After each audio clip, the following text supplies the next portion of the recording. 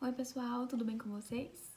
Me chamo Poliane, eu sou graduada em matemática, mestra em estatística e estou atualmente terminando meu doutorado em estatística e experimentação agronômica na Exalc USP. Sou professora do IFMT, Campus Avançado Diamantino, e eu vou falar um pouco sobre a matemática e a sua aplicabilidade no dia a dia. Mas antes, é necessário entender que a matemática não é um amontoado de equações e que toda a matemática não pode ser resumida somente com o conteúdo visto no ensino médio.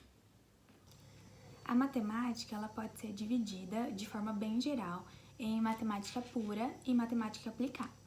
A matemática pura contempla os campos da aritmética, da álgebra, da geometria. Já a matemática aplicada contempla os campos da estatística, da probabilidade, da matemática financeira, certo?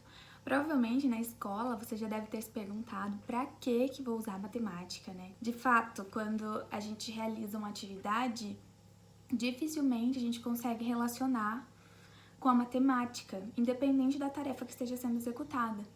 Com o passar do tempo, a gente vai esquecendo as fórmulas que a gente aprendeu, esquece o que a gente viu na lousa, esquece até da história da matemática e até o quão a matemática foi importante e vem sendo importante para os avanços científicos e tecnológicos.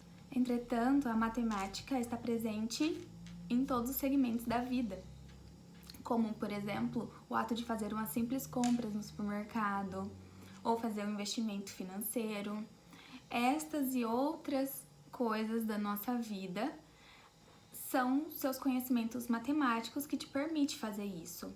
Por exemplo, ao acordar, o seu dia é regido pela matemática, utilizando o princípio da contagem.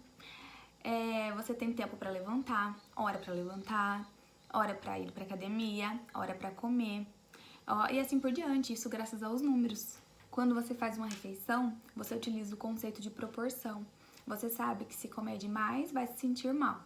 Se comer menos, vai ficar com fome. Então você precisa saber a quantidade para você se alimentar. E quem te ajuda nisso?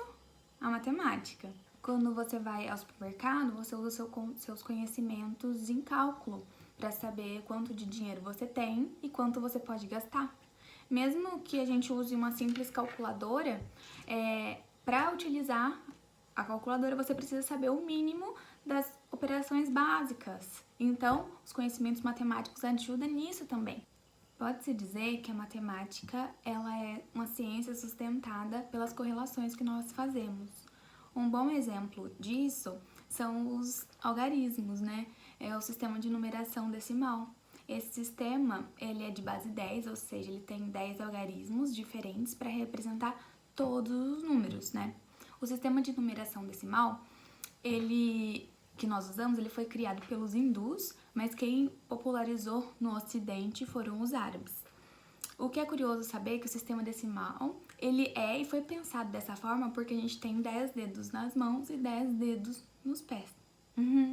As descobertas e as inovações na área matemática contribuem para as pesquisas e muitas vezes levam os novos métodos de investigação em ciências como biologia, química, informática, robótica, neurociência, etc.